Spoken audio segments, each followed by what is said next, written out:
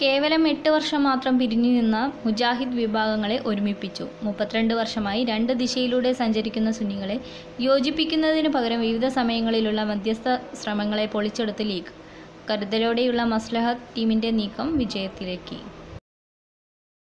Sunni ഐക്യശ്രമം വിജയിക്കുമെന്നതായതോടെ league അനുകൂലികളെ ഉപയോഗിച്ച് സമസ്തയെ പിളർത്താനായിരുന്നു ലീഗിന്റെ ശ്രമം.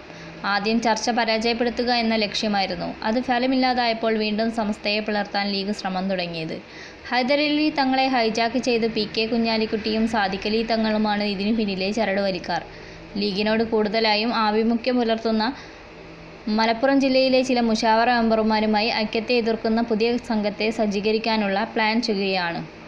മദ്രസയും പള്ളിയുമായി ബന്ധപ്പെട്ടും തർക്കിച്ചും കലഹിച്ചും പോയ കാന്തപുരം സുന്നികളുടെ ഒന്നിക്കാനാവില്ലെന്ന നിലപാടാണ് ഇവർ ഉയർത്തുക. ലീഗിന്റെ നേതൃത്വത്തിൽ ഐക്യത്തെ എതിർക്കുന്ന ഒരു സമസ്ത ടീമിനെ ഉണ്ടാക്കാനാണ് പദ്ധതി. എന്നാൽ ഈ ശ്രമം നേരത്തെ തന്നെ സമസ്ത നേതൃത്വം പ്രതീക്ഷിച്ചതാണ്.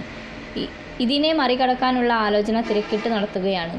സമസ്ത നേതാ സുന്നി ഇടവകകളായ മഹല്ലുകൾ നിയന്ത്രിക്കുന്ന സുന്നി മഹല്ല് ഫെഡറേഷൻ സംസ്ഥാന സെക്രട്ടറി സ്ഥാനത്ത് നിന്നും ഉമർ ഫൈസിയെ നീക്കാൻ മുൻപ് നീക്കം നടന്നിരുന്നെങ്കിലും സമസ്ത യുവജന വിദ്യാർത്ഥി സംഘടനകളുടെ ശക്തമായ എതിർപ്പിനെ തുടർന്ന് ശ്രമം ഉപേക്ഷിക്കുകയായിരുന്നു.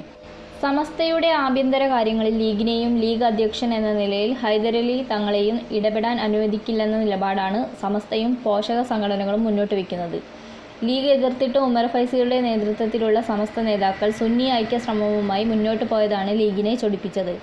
ഹൈദരലി തങ്ങളെ മുൻനിർത്തി ചർച്ച പരാജയപ്പെടുത്താനാണ് ലീഗ് ആദ്യം ശ്രമിച്ചത്.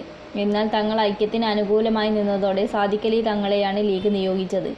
സമസ്ത പ്രസിഡന്റ് സയ്യിദ് ജിഫ്രി മുത്തുക്കോയ തങ്ങളുടെ ആർജവമായ നിലപാടുകളും ഷവറയുടെ പിന്തുണയും ചർച്ച തുടരാൻ കാരണമായി.